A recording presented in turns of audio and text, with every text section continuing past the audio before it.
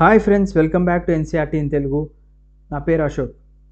ముందుగా lakhs of aspirants UPSC notification కోసం wait చేశారు. వెయిట్ చేసి ఇయర్ కొంచెం డిలే అయిన క్రమంలో ఫైనల్గా 4th March 2021 అంటే ఇవాళ రిలీజ్ చేయడం జరిగింది. సో దీని గురించి మనం డీటెయిల్గా తెలుసుకుందాం. ముందుగా ఎలిజిబిలిటీ. ఈ ఎగ్జామ్కి ఎవరెవరు అప్లై చేసుకోవచ్చు? మేల్, ఫీమేల్ అండ్ ఇంకొక ఇంపార్టెంట్ విషయం ఎవరు అంటే ట్రాన్స్జెండర్స్కి కూడా ఈ అవకాశం కల్పించడం జరిగింది. బట్ అప్లై చేసే ముందు క్యాండిడేట్స్ అందరూ కూడా ఏదైతే మనకి కమిషన్ ఇచ్చిన ఎలిజిబిలిటీ కండిషన్స్ ఉన్నాయో అవన్నీ కూడా ఫుల్ఫిల్ చేసే విధంగా ఉండాలి. అంటే మీరు వాళ్ళు ఇచ్చిన గైడ్లైన్స్ ఫాలో అవ్వకుంటూ అప్లై చేయాల్సి ఉంటుంది. తర్వాత మీరు ఇంటర్వ్యూ ఆర్ పర్సనాలిటీ టెస్ట్ అయిపోయిన తర్వాత మీరు అప్లోడ్ చేసిన డాక్యుమెంట్స్ ఏవైతే ఉన్నాయో అవన్నీ కూడా కమిషన్ వాళ్ళు చాలా డీటెయిల్గా పరిశీలిస్తారు. మరి ఎలా అప్లై చేసుకోవాలి అంటే upsconline.nic.inలోకి వెళ్ళినట్లయితే మనకి ఆన్లైన్ అప్లికేషన్ ఫామ్ అనేది ఉంటుంది. దాన్ని ఫిల్ చేయాల్సి ఉంటుంది చాలా జాగ్రత్తగా. సో ఇంకొకటి ఏంటి అంటే మనము అప్లోడ్ చేసేటప్పుడు మన యొక్క ఐడి కార్డ్ ఏదో ఒకటి అప్లోడ్ చేయాల్సి ఉంటుంది. అంటే మనము పలానా వ్యక్తి అని తెలియాలి కాబట్టి మన యొక్క ఆధార్ కార్డ్ కానీ, voter card, PAN card, passport, driving licence or any other ID card మనకి స్టేట్ గవర్నమెంట్ కానీ సెంట్రల్ గవర్నమెంట్ కానీ ఇష్యూ చేస్తుంది కదా, ఆ యొక్క ఐడి కార్డ్ వీటిల్లో ఏదైనా పర్వాలేదు అప్లోడ్ చేయాల్సి ఉంటుంది. అది కూడా స్కాన్ చేసి ఆ కాపీని అప్లోడ్ చేయాల్సి ఉంటుందన్నమాట. ఇంకోటి ఏంటంటే ఆ స్కాన్ చేసిన కాపీ ఏదైతే మీరు అప్లోడ్ చేస్తారో అది మీరు ఫైనల్ వరకు కూడా అది క్యారీ చేయాల్సి ఉంటుందన్నమాట. ఎందుకంటే ఫ్యూచర్ రిఫరెన్స్ కోసం. సో ఇన్ కేస్ మీరు ఇది జాగ్రత్తగా పెట్టుకోవాల్సి ఉంటుంది. నెక్స్ట్ వచ్చేసి కొంతమంది జనరల్గా ఓబీసీ కానీ ఓసీ వాళ్ళు కానీ జనరల్గా అటెంప్ట్స్ అనేవి కొంచెం లిమిటెడ్ ఉంటాయి కాబట్టి తక్కువ ఏజ్ ఉన్న వాళ్ళు ఏం చేస్తారు, పొరపాటున ఒకసారి అప్లై చేసేసి క్వశ్చన్ పేపర్ ప్యాటర్న్ ఎలా ఉందో చూసుకుందాం అనుకుంటారు. బట్ అప్లై చేసిన తర్వాత అరే అనవసరంగా అటెంప్ట్ వేస్ట్ అవుతుంది అనుకునే వాళ్ళకి విత్డ్రావల్ ఫామ్ అనేది ఒకటి ఇవ్వడం జరుగుతుంది. దానికి కూడా డేట్ మెన్షన్ చేస్తారు, ఏం వరీ అవ్వకండి. ఆ విత్డ్రావల్ ఫామ్ మీరు ఫిల్ చేసినట్లయితే మీ యొక్క అటెంప్ట్ అనేది సేవ్ అవుతుంది. నెక్స్ట్ వచ్చేసి లాస్ట్ డేట్ ఫర్ అప్లికేషన్. ఎప్పుడు మీరు ఏ డేట్ వరకు ఫిల్ చేయొచ్చు మీరు అంటే 24th March అంటే ఈ నెల 24 వరకు మీరు అప్లై చేసుకోవడానికి అవకాశం కల్పించారు. అది కూడా 24th March 6 PM లోపే. ఇట్స్ బెటర్ మీరు 23rd లోపే కంప్లీట్ చేసుకుంటే బెటర్. బికాస్ లాస్ట్ డేలో ఏమన్నా సర్వర్ ప్రాబ్లం అయినట్లయితే మీ యొక్క వాల్యుబుల్ అటెంప్ట్ అనేది వేస్ట్ అయిపోతుంది అన్నమాట. సో అది వేస్ట్ కాకోకుండా ఉండాలి అంటే మనం ముందుగానే అటెంప్ట్ చేసుకుంటే బెటర్. ముందుగానే అప్లై చేసుకున్నట్లయితే బెటర్. సో అప్లై చేసిన తర్వాత మనకి అడ్మిట్ కార్డ్ ఎప్పుడు వస్తుంది? ఈ అడ్మిట్ కార్డ్ ఎప్పుడు వస్తుంది అంటే మనం ఎగ్జామ్ రాసే 3 weeks బిఫోర్ ఇవ్వడం జరుగుతుంది అన్నమాట. మరి ఆ అడ్మిట్ కార్డ్ ఎక్కడ డౌన్లోడ్ చేసుకోవాలి? అది కూడా సేమ్ వెబ్సైట్ upsconline.nic.inలోనే డౌన్లోడ్ చేసుకోవాలి. అండ్ ఇంకొకటి ఏంటి అంటే no admit card will be send by the post. కొంతమంది ఏమనుకుంటారు అంటే అడ్మిట్ కార్డ్ పోస్ట్ ద్వారా వస్తుంది అని అనుకునే వాళ్ళు ఉంటారు కదా. సో అలా పంపించరు అని చెప్తున్నారు క్లియర్గా. మనమే స్వయంగా డౌన్లోడ్ చేసుకోవాలి. And penalty for wrong answers. అందరికీ తెలుసు మనకి యూపీఎస్సీ వాళ్ళు ఎగ్జామ్ అంత టఫ్గా ఉండడానికి కారణం ఏంటి అంటే క్వశ్చన్స్ చాలా టఫ్గా అడుగుతారు. ఇంకోటి ఏంటంటే నెగిటివ్ మార్కింగ్ కూడా దాంతో తోడుగా వస్తూ ఉంటుంది. నెక్స్ట్ వచ్చేసి facilitation counter for guidance of candidates. So జనరల్గా మనకి గవర్నమెంట్ ఫోర్సెస్లో ఏంటంటే జెండర్ బ్యాలెన్స్ ఉండేలా చూస్తారు. అంటే మెన్ అండ్ విమెన్ ఆల్మోస్ట్ సిమిలర్గా ఈక్వల్గా వర్క్ ఫోర్స్ ఉండే విధంగా చూస్తూ ఉంటారు అన్నమాట. సో విమెన్ క్యాండిడేట్స్ని అప్లై చేయడానికి ఎంకరేజ్ చేయడానికి ఏం చేస్తుంటారంటే వాళ్ళకి ఏదన్నా గైడెన్స్ కానీ ఇన్ఫర్మేషన్ కానీ లేదన్నా ఏమైనా క్లారిఫికేషన్ కానీ కావాలంటే డైరెక్ట్గా యూపీఎస్సీ ఫెసిలిటేషన్ కౌంటర్ అంటే యూపీఎస్సీ వాళ్ళ క్యాంపస్కి డైరెక్ట్గా గేట్ సి దగ్గర మీరు ఇన్ పర్సన్ అంటే మీరు స్వయంగా వెళ్ళొచ్చు, లేదా టెలిఫోన్ నెంబర్స్ ఇవ్వడం జరిగింది మనకి. ఈ నెంబర్స్కి మీరు వర్కింగ్ డేస్లో కాల్ చేసినట్లయితే మార్నింగ్ 10 నుంచి ఈవినింగ్ 5 వరకు కూడా అవైలబుల్గా ఉంటుంది. మీకు ఏ డౌట్స్ ఉన్నా కానీ ఆ నెంబర్స్కి ఫోన్ చేయొచ్చు. అండ్ ఇంకోటి ఏంటంటే మొబైల్ ఫోన్స్ అనేవి బ్యాన్ అంటే ఖచ్చితంగా బ్యాన్ చేస్తారనమాట ఎగ్జామ్ సెంటర్స్లో. ఇన్ కేస్ మీరు ట్రై చేసి తీసుకువెళ్ళినా కానీ మనకి ఎగ్జామ్కి వెళ్ళేటప్పుడు బయట ఒక కుర్చీ వేసి ఒక వైట్ బాక్స్ లాగా కనిపిస్తుంది. ఎప్పుడైనా అబ్జర్వ్ చేశారా మీరు? అవి ఏంటంటే మొబైల్ సిగ్నల్ని జామ్ చేయడానికి, వాటిని జామర్స్ అంటారనమాట.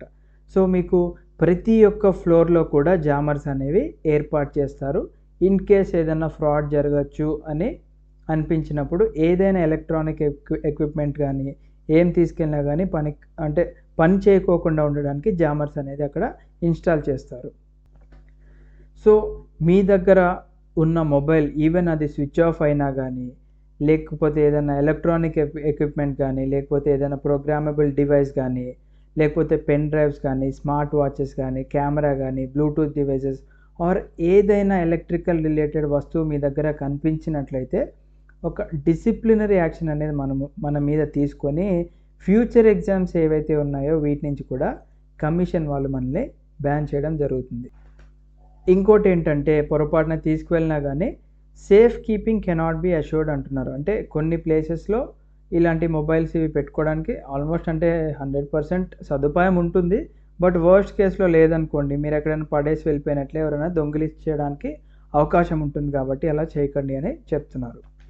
అండ్ దీంతో పాటుగా ఏదైనా వాల్యుబుల్ ఆర్ కాస్ట్లీ ఐటమ్స్ ఏవైతే ఉంటాయో లైక్ గోల్డ్ చైన్స్ కానీ ఇవన్నీ కూడా ఎగ్జామ్ సెంటర్స్లో జనరల్గా ఎలో ఉండవు అనమాట. సో ఇవన్నీ కూడా తీసుకువెళ్ళకండి, సేఫ్ కీపింగ్కి మేమేం గ్యారంటీ ఇవ్వము అని చెప్పేసి అంటున్నారు. సో ఇప్పుడు మెయిన్ టాపిక్లోకి వచ్చేద్దాం. ప్రిలిమినరీ ఎగ్జామినేషన్ యూపీఎస్సి ప్రిలిమ్స్ ఎప్పుడు జరగబోతుంది అంటే 27 జూన్ 2021.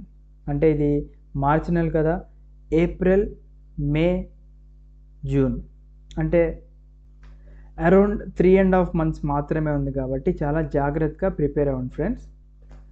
సో ప్రిలిమ్స్ ఉంటుంది, ప్రిలిమ్స్ తర్వాత మెయిన్స్ ఉంటుంది, మెయిన్స్ తర్వాత ఇంటర్వ్యూ ఆఫ్ పర్సనాలిటీ టెస్ట్ ఉంటుంది. కాబట్టి దాని తర్వాత మనకి ఏమేం జాబ్స్ రావడానికి అవకాశం ఉంది అంటే మార్క్స్ బేసిస్ మీద మనకి first IAS, IFS, IPS, Indian audit and account service and etcetera ఇక్కడ మెన్షన్ చేసినవన్నీ కూడా మనకి వచ్చే అవకాశం ఉంటుంది బేస్డ్ ఆన్ ద మెరిట్.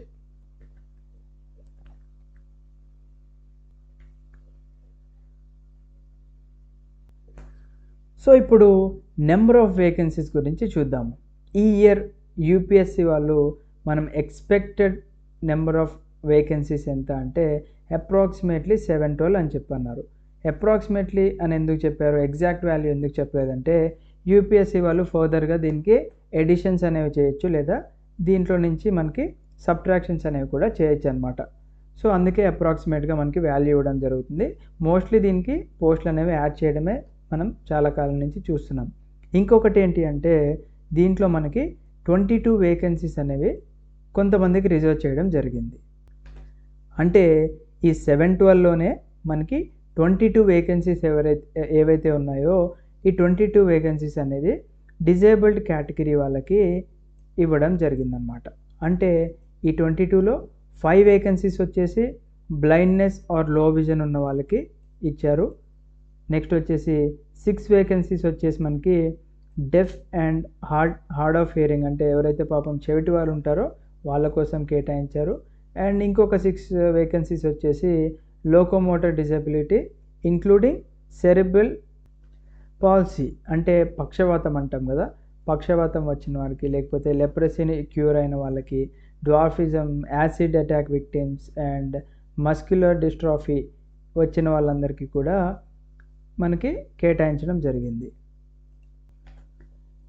ఇంకొక 5 వేకెన్సీస్ ఎవరికి అంటే ఇప్పుడు మనం A to C మెన్షన్ చేసుకున్నాం కదా, దీంట్లో మల్టిపుల్ డిసెబిలిటీస్ అంటే ఒకటి దానికన్నా ఎక్కువ ఉన్న వాళ్ళందరికీ కూడా వీళ్ళు ఒక 5 వేకెన్సీస్ కల్పించడం జరిగిందనమాట. సో ఇక్కడ మనకి ఫస్ట్ ఇక్కడ ఒక 5 కనిపించింది కదా, సో 5, 5, 10 అండ్ అలాగే 6, 6, 12, 10 + 12 22. సో ఈ 712లో 22 వేకెన్సీస్ అనేది మనకి డిజేబుల్డ్ కేటగిరీ వాళ్ళకని చెప్పుకోవచ్చు. సో ఈ 712 వేకెన్సీస్లో 22 ఆల్రెడీ డిజేబుల్డ్ కేటగిరీ ఇచ్చిన తర్వాత మిగతా వాళ్ళకి ఎలా డివైడ్ చేసేవారు అంటే షెడ్యూల్డ్ క్యాస్ట్ వారికి కొన్ని పోస్ట్ అండ్ షెడ్యూల్డ్ ట్రైబ్స్ వాళ్ళకి కొన్ని పోస్ట్ అండ్ బ్యాక్వర్డ్ క్లాసెస్ వాళ్ళకి అలాగే ఈడబ్ల్యూఎస్ వాళ్ళకు కూడా సపరేట్గా పోస్ట్ అనేది కేటాయించడం జరుగుతుంది.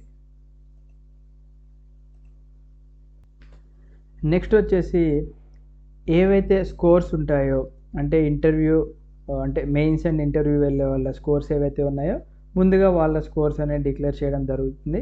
తర్వాత ఎవరైతే సెలెక్ట్ కాని వాళ్ళు ఉంటారో వాళ్ళ యొక్క స్కోర్స్ కూడా కొంచెం లేట్గా డిస్క్లోజ్ అనేది చేయడం జరుగుతుంది అన్నమాట. సో ఇది పక్కన పెట్టేద్దాం. నెక్స్ట్ వచ్చేసి క్యాండిడేట్స్ అసలు ఆప్షన్స్ ఎక్కడ ఇవ్వాలి అంటే ఎప్పుడు అయితే ఇంటర్వ్యూ కాల్ లెటర్ వస్తుందో, ఇంటర్వ్యూ పర్సనాలిటీ టెస్ట్కి కాల్ వస్తుందో అప్పుడు ఆప్షన్స్ చూస్ చేసుకోవాల్సిన అవసరం ఉంటుందన్నమాట. సో ఎప్పుడైతే ఇంటర్వ్యూకి ఈ సమన్ లెటర్ ఎప్పుడైతే వాళ్ళు జారీ చేస్తారో వాళ్ళ యొక్క అఫీషియల్ వెబ్సైట్లోనే అదే క్రమంలో మనము ఆప్షన్స్ కూడా చూస్ చేసుకోవాలి. నెక్స్ట్ వచ్చేసి డిజేబుల్డ్ కేటగిరీ వాళ్ళకి ఏమేమి సర్వీసెస్ ఎలిజిబుల్గా ఉన్నారో అవి కూడా ఇక్కడ మెన్షన్ చేయడం జరిగింది.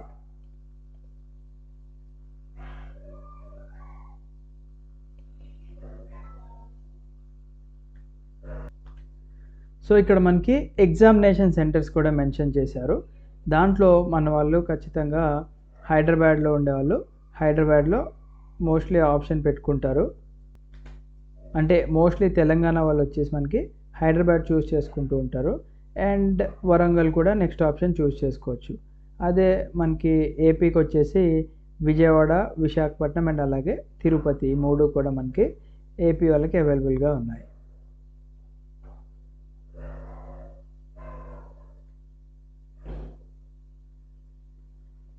అండ్ అది ఇందాక డిస్కస్ చేసుకుంది మనం ప్రిలిమ్స్కి. అండ్ మెయిన్ ఎగ్జామినేషన్ యొక్క సెంటర్స్ కూడా ఇక్కడ మెన్షన్ చేశారు. సో మెయిన్స్కి మనకి ఇక్కడ తెలంగాణ నుంచి కేవలం హైదరాబాద్ మాత్రమే ఉంది. అండ్ ఏపీ నుంచి కేవలం విజయవాడ మాత్రమే ఉంది. అండ్ తెలంగాణ నుంచి వరంగల్ అండ్ ఏపీ నుంచి వచ్చేసి మనకి విశాఖపట్నం అండ్ తిరుపతిని ఇక్కడ ఎలిమినేట్ చేసేసారు మెయిన్ ఎగ్జామినేషన్కి. సో పైన మెన్షన్ చేసిన centres and date of the examination commission వాళ్ళు ఎప్పుడైనా చేంజ్ చేసుకోవచ్చు. ఎందుకంటే ప్రీవియస్ ఇయర్ చూసుకున్నట్లయితే కోవిడ్ సిచ్యువేషన్లో మనకి ఇలా జరిగింది కాబట్టి ఈసారి కూడా ఏమైనా జరిగే అవకాశం ఉంటే ఎగ్జామినేషన్ పోస్ట్పోన్ చేసుకునే అవకాశం కూడా ఉంటుంది మనకి ఇక్కడ. ఇంకొక ఇంపార్టెంట్ విషయం ఏంటి అంటే సెంటర్స్ చూసుకునేటప్పుడు అంటే మెయిన్గా మనం అప్లై చేసేది ఏంటి అంటే first apply first allotment basis అన్నమాట. అంటే ముందుగా ఎవరైతే అప్లై చేసుకుంటారో వాళ్ళకి నచ్చిన సెంటర్ అనేది అలాట్ చేయడం జరుగుతుంది. ఫర్ ఎగ్జాంపుల్ మీరు హైదరాబాద్ దగ్గరలో ఉన్నారు కాబట్టి హైదరాబాద్కి అప్లై చేసుకున్నారు అనుకోండి, మీకు ముందే అప్లై చేసుకుంటే హైదరాబాద్ వస్తుంది. లేదు నేను లాస్ట్ రోజు March 24 దాకా వెయిట్ చేస్తాను అనుకుంటే హైదరాబాద్లో వాళ్ళు ఎన్నైతే ఎగ్జామినేషన్ సెంటర్కి ఎంతమంది అయితే కెపాసిటీ అనుకున్నారో అవి ఎప్పుడైతే ఫిల్ అయిపోతాయో దాన్ని అక్కడికి ఫ్రీజ్ చేయడం జరుగుతుంది. నెక్స్ట్ వాళ్ళకి ఏం చేస్తారు, వరంగల్ ఇవ్వడం జరుగుతుంది. ఆ విధంగా మనకి ముందే అప్లై చేసుకోండి అని చెప్తున్నారు. అందుకే మనం అప్లై చేసేటప్పుడు మనకి 2 నుంచి 3 సెంటర్స్ వరకు చూస్ చేసుకునే అవకాశం వస్తుంది. ఇన్ కేస్ ఫస్ట్ది ఫిల్ అయితే సెకండ్ది కూడా ఫిల్ అయినాక థర్డ్ దాంట్లో వేయడానికి ఇక్కడ అవకాశం ఉంటుంది కాబట్టి. సో ఇప్పుడు అందరికీ తెలిసిన విషయం ఇది, ఎగ్జామినేషన్ అనేది మనకి 2 స్టేజ్ల్లో ఉంటుంది. ఫస్ట్ వచ్చేసి ప్రిలిమ్స్, నెక్స్ట్ వచ్చేసి మెయిన్స్. ప్రిలిమ్స్ అనేది అందరికీ తెలిసిన విషయమే, ఆబ్జెక్టివ్ టైప్లో ఉంటుంది. అండ్ మెయిన్స్ వచ్చేసి రిటన్ టైప్లో ఉంటుంది. సో ఇదే సెకండ్ స్టేజ్లో ఎవరైతే మెయిన్ ఎగ్జామినేషన్ అంటే రిటన్ ఎగ్జామ్ క్లియర్ చేశారో వాళ్ళకి ఇంటర్వ్యూకి ఎలిజిబుల్ అవుతారు. సో ఎవరైతే ప్రిలిమినరీ ఎగ్జామ్ క్లియర్ చేస్తారో వాళ్ళు మెయిన్ ఎగ్జామినేషన్కి వెళ్ళే ముందు DAF అని ఉంటుంది అనమాట, డీటెయిల్ అప్లికేషన్ ఫామ్ అని ఉంటుంది. అది మళ్ళీ UPSC అఫీషియల్ వెబ్సైట్కి వెళ్ళి ఫిల్ చేయాల్సిన అవసరం ఉంటుంది.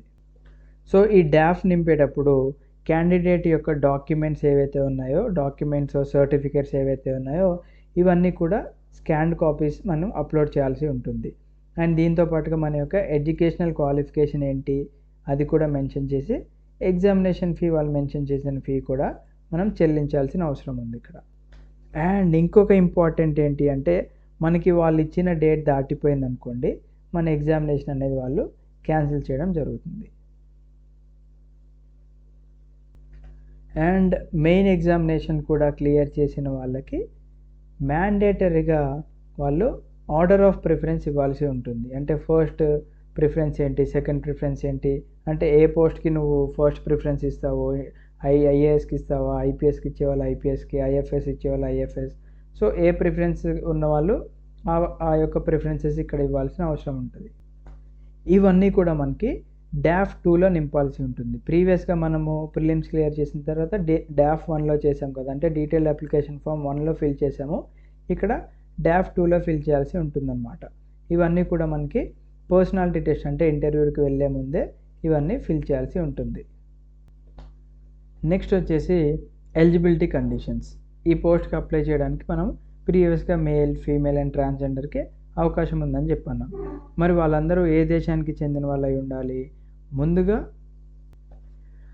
ఐఏఎస్, ఐపీఎస్ ఆర్ ఐఎఫ్ఎస్లో మనకి ఉద్యోగం రావాలి అంటే క్యాండిడేట్ ఈదర్ మన భారతదేశానికి చెందినవాడై ఉండాలి, లేదా నేపాల్కి చెందినవాడై ఉండాలి, లేదా భూటాన్కి చెందినవాడై ఉండాలి, లేదా టిబెట్ నుంచి మన ఇండియాకి ఎవరైతే షెల్టర్ కోసం వచ్చారో బిఫోర్ 1 జనవరి 1962 వాళ్ళందరూ కూడా పర్మనెంట్గా మన ఇండియాలో సెటిల్ అయిన వాళ్ళ పిల్లలు అప్లై చేసుకోవడానికి అవకాశం ఉంది ఇక్కడ. నెక్స్ట్ వచ్చేసి PIO, person of Indian origin. ఎవరైతే పాకిస్తాన్ నుంచి కానీ బర్మా అంటే Myanmar, Sri Lanka, east African countries చూసుకున్నట్లయితే Kenya, Uganda and United Republic of Tanzania, Zambia, Malawi, Zaire, Ethiopia, Vietnam, వీటన్నిటి నుంచి కూడా పర్మనెంట్గా మన ఇండియాలో సెటిల్ అయిన వాళ్ళు ఉన్నారు చూసారా, వీళ్ళకి కూడా అవకాశం కల్పిస్తున్నారు. అంటే మన పూర్వీకులు ఆ దేశాల్లో ఉండి మళ్ళీ మన ఇండియాకి వచ్చి సెటిల్ అయినా కానీ మనకి ఈ అవకాశం అనేది కల్పించడం జరిగింది. అండ్ ఎవరైతే మనము ఈ BCDEలో మెన్షన్ చేసుకున్న క్యాండిడేట్స్ ఉన్నారో వీళ్ళకి గవర్నమెంట్ ఆఫ్ ఇండియా ఏదైనా ఒక సర్టిఫికేషన్ ఇస్తుంది చూసారా, మీరు ఎలిజిబుల్ అని చెప్పేసి అది చూపించాల్సి ఉంటుంది. నెక్స్ట్ మనము ఏజ్ లిమిట్స్కి వచ్చేద్దాం. ఫస్ట్ యూపీఎస్సీకి అప్లై చేయాలంటే మనందరికీ కూడా మినిమం 21 ఇయర్స్ ఆఫ్ ఏజ్ అనేది ఉండాలి ఖచ్చితంగా. అంటే క్యాండిడేట్ 2 ఆగస్ట్ 1989 దీనికన్నా ముందు పుట్టి ఉండకూడదు, అండ్ 1 ఆగస్ట్ 2000 దీనికన్నా తర్వాత పుట్టిన వాళ్ళు దీనికి ఎలిజిబుల్ కాదు. అంటే 21 ఇయర్స్ వచ్చి 32 ఇయర్స్ వచ్చి ఉండకూడదు. ఎప్పటికీ 1 ఆగస్ట్ 2021 కల్లా మనకి 32 ఇయర్స్ రాని వాళ్ళు ఈ జాబ్కి ఎలిజిబుల్. బట్ మనకి కొంచెం ఏజ్ రిలాక్సేషన్ అనేది ఉంటుంది, అది చూద్దాం. సో మనకి ఇక్కడ ఏమి ఇచ్చారు ఫ్రెండ్స్, మ్యాక్సిమం ఏజ్ లిమిట్ అంటే 32 ఇయర్స్ ఇచ్చారు. బట్ ఇక్కడ ఏం చెప్తున్నారు, ద అప్పర్ ఏజ్ లిమిట్ ఏదైతే ప్రిస్క్రైబ్ చేశామో అది రిలాక్సిబుల్ అన్నారు. అంటే దీని నుంచి మనకు కొంచెం అవకాశం కల్పిస్తున్నారు. ఏ విధంగా, మ్యాక్సిమం 5 ఇయర్స్ అవకాశం ఉంటుంది. ఇఫ్ ఒక person schedule caste or schedule ట్రైబ్కి చెందినవాడైతే మీకు అప్పర్ ఏజ్ లిమిట్ వచ్చినా కానీ మనకి అవకాశం అనేది ఉందన్నమాట ఇక్కడ 5 ఇయర్స్ వరకు. అండ్ మీరు మ్యాక్సిమం 3 ఇయర్స్ అవకాశం ఉంటుంది అప్పర్ ఏజ్ లిమిట్ నుంచి. ఇన్ కేస్ మీరు ఓబీసీకి చెందిన వాళ్ళైతే 3 సంవత్సరాల అవకాశం అనేది మనకి ఇక్కడ క్లియర్గా మెన్షన్ చేశారు. సో ఎస్సీ ఎస్టీ వాళ్ళకి 5 ఇయర్స్ అండ్ ఓబీసీ వాళ్ళకి 3 ఇయర్స్. ఇంకొకటి ఏంటి, మ్యాక్సిమం 3 ఇయర్స్ ప్రొవైడ్ చేశారు. ఎవరైతే డిఫెన్స్లో పనిచేసిన వాళ్ళు ఉన్నారో, పని చేస్తున్న క్రమంలో డిజేబుల్డ్ అయ్యారు. అంటే వాళ్ళు డిఫెన్స్ సర్వీసెస్ అంటే చిన్న చిన్న యుద్ధాలు చేస్తూ ఉంటారు ఇంటర్నల్గా కానీ ఎక్స్టర్నల్గా వేరే కంట్రీస్ అంటే ఫారిన్ కంట్రీస్తో చేసిన క్రమంలో ఏమైనా డిజేబుల్ అయిన క్రమంలో మనకి మ్యాక్సిమం 3 ఇయర్స్ రిలాక్సేషన్ అనేది కనిపిస్తుంది. ఇంకోటి ఎక్స్ సర్వీస్ మెన్ అంటే ఆర్మీ, నేవీ అండ్ ఎయిర్ ఫోర్స్లో ఎవరైతే పనిచేసి రిటైర్ అయిన వాళ్ళు ఉంటారో వాళ్ళకి కూడా మ్యాక్సిమం 5 ఇయర్స్ రిలాక్సేషన్ అనేది ఇక్కడ కనిపిస్తుంది మనకి. సో ఇక్కడ రిటైర్డ్ అంటే నథింగ్ బట్ ఫుల్ సర్వీస్ అని కాదు, కొన్ని ఏంటంటే షార్ట్ సర్వీస్ కమిషన్ ఉంటుంది వాళ్ళకి. మరియు ఎవరైతే ఆర్మీ, నేవీ అండ్ ఎయిర్ ఫోర్స్లో పనిచేసే వాళ్ళకి పర్టికులర్ ఏజ్ అంటే లిమిట్ అనేది ఉంటుంది. 5 ఇయర్స్ చేసిన వాళ్ళు ఎక్స్ సర్వీస్ మెన్ కింద వస్తారు అని చెప్పేసి ఉంటుందన్నమాట. సంథింగ్ 3 or 5 years వాళ్ళకి ఇచ్చిన మెన్షన్డ్ ఇయర్స్ చేసిన సర్వీస్ చేస్తే వాళ్ళకి ఎక్స్ సర్వీస్ మెన్ కేటగిరీలోకి ఎలిజిబుల్ అవుతారు. సో అలాంటి వాళ్ళకి కూడా మనకి మ్యాక్సిమం 5 years అనేది ఉంటుంది. సో అదే మెన్షన్ చేశారు చూడండి ఇక్కడ. ఎమర్జెన్సీ కమిషన్డ్ ఆఫీసర్స్ ఈసీఓస్కి కానీ లేదా షార్ట్ సర్వీస్ కమిషన్డ్ ఆఫీసర్స్ ఎవరైతే అట్లీస్ట్ 5 years మిలిటరీ సర్వీసెస్ చేసి ఉంటారో, అంటే ఆగస్ట్ 2021 కల్లా 5 years of their military service అనేది కంప్లీట్ అయిన వాళ్ళకి కూడా 5 years ఏజ్ రిలాక్సేషన్ అనేది మనకి కనిపిస్తుంది ఇక్కడ. అండ్ ఇంకోటి ఏంటి, up to A maximum of 5 years ఎవరైతే మనం ఇందాక మెన్షన్ చేసుకున్నామో ఈసీఓస్ అండ్ ఎస్ఎస్సిఓస్ ఉన్నారో వీళ్ళందరికీ 1st August 2021 నాటికి సర్వీస్ అనేది ఇంకొక 2 to 3 months పెండింగ్ ఉందనుకోండి, అప్పుడు మినిస్ట్రీ ఆఫ్ డిఫెన్స్ అనేది వాళ్ళకి ఒక సర్టిఫికేట్ అనేది ఇష్యూ చేస్తారనమాట, మీరు అప్లై చేసుకోవచ్చు అని. సో వాళ్ళకి and up to at maximum 10 years ఉంటుంది. ఎవరికైతే డిజేబుల్డ్ క్యాండిడేట్స్ ఉంటారో వీళ్ళందరికీ కూడా అప్ టు 10 years వరకు మనకి ఏజ్ రిలాక్సేషన్ అనేది కనిపిస్తుంది ఇక్కడ. అంటే పీడబ్ల్యూబీడీస్కి, అంటే person with bench mark disabilities.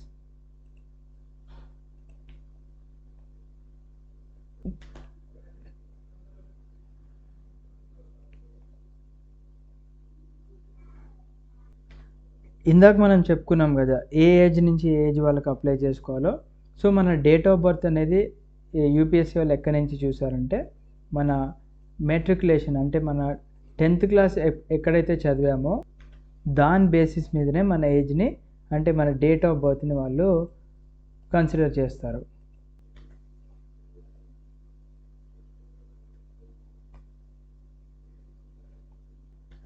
So ఇక్కడ క్యాండిడేట్ ఖచ్చితంగా ఒక degree from any recognised university, మనకి యూజీసీ వాళ్ళు యూనివర్సిటీ గ్రాంట్స్ కమిషన్ యాక్ట్ ప్రకారం, అంటే 1956లో వచ్చిన యూజీసీ యాక్ట్ ప్రకారం ఏదైతే మనం చదివిన కాలేజీ అంటే ఒక యూనివర్సిటీ ఉంటుందో అది రికగ్నైజ్డ్ యూనివర్సిటీ అయి ఉండి, లేదా మనము ఈక్వలెంట్ క్వాలిఫికేషన్, అంటే మనకి ఇక్కడ డిగ్రీ అన్నారు, డిగ్రీ ఆర్ దానికి ఈక్వలెంట్గా ఏదైనా ఒక క్వాలిఫికేషన్ ఉంటే సరిపోతుంది అని చెప్పేసి అన్నారు. సో ఇక్కడ ఒక ఇంపార్టెంట్ నోట్ ఇవ్వడం జరిగింది. కొంతమందికి డౌట్స్ వస్తాయి, సార్ నేను డిగ్రీ ఫైనల్ ఇయర్ ఉన్నాను అప్లై చేసుకోవచ్చా సార్, లేదా నేను బీటెక్ ఫైనల్ ఇయర్ ఉన్నాను అప్లై చేసుకోవచ్చా అని. మీరు ఖచ్చితంగా అప్లై చేసుకోవచ్చు.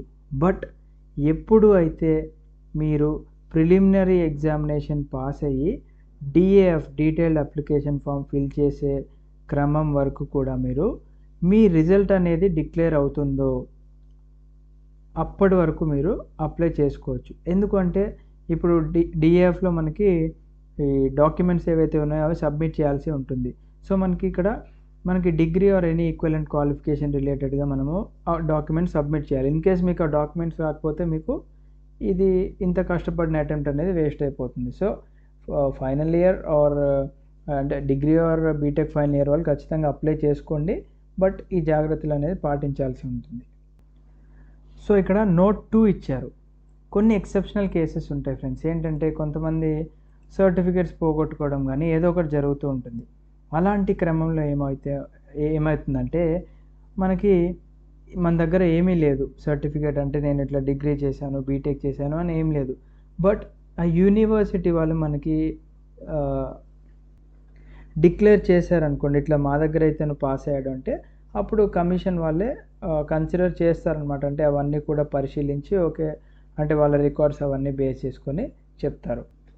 ఇంకోటి note 3,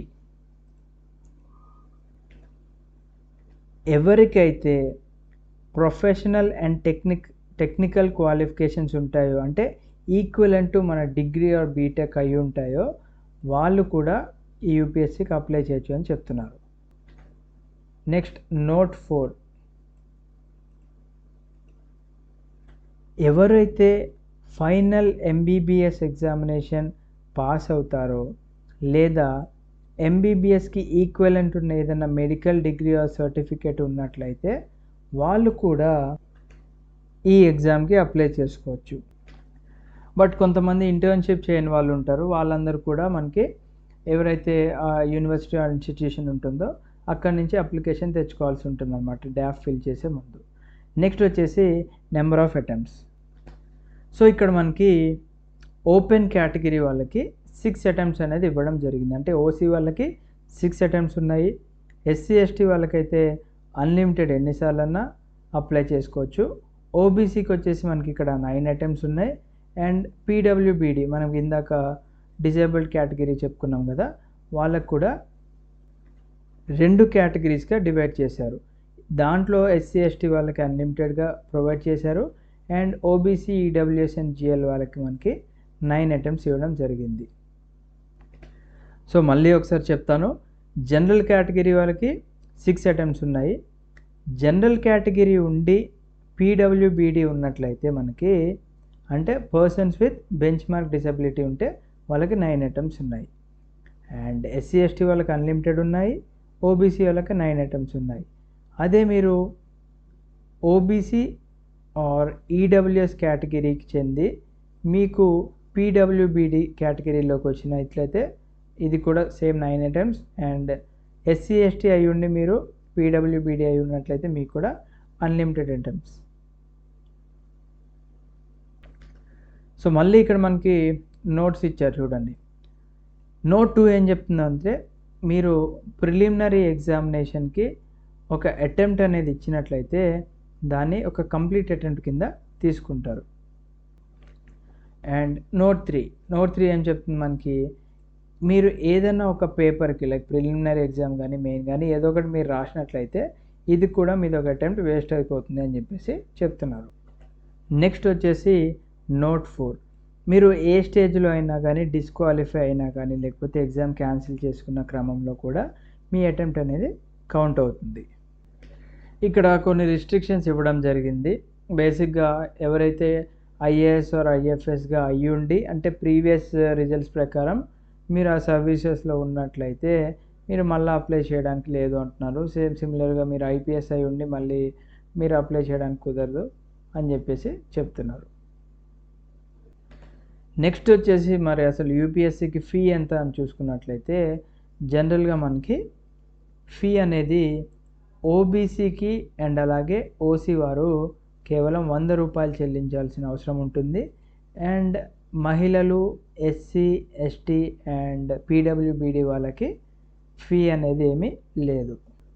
and mode of payment వచ్చేసి మీరు ఆన్లైన్ చేసుకోవచ్చు లేదా ఆఫ్లైన్ కూడా చేసుకోవచ్చు. ఆన్లైన్ చేసుకున్నట్లయితే మీరు డెబిట్ కార్డ్ కానీ క్రెడిట్ కార్డ్ కానీ లేకపోతే వాళ్ళు ఇచ్చిన ఏదైతే ఆప్షన్స్ ఉన్నాయో అవన్నీ కూడా 6 PM లోపు 24th మార్చ్న పే చేయాల్సి ఉంటుంది. అండ్ క్యాష్ మోడ్ చూసుకున్నట్లయితే ఒకవేళ క్యాష్ పే చేయాల్సి ఉంటే మనకి 23rd మార్చ్ వరకే మనకి లాస్ట్ డేట్ అనేది ఇవ్వడం జరిగిందనమాట.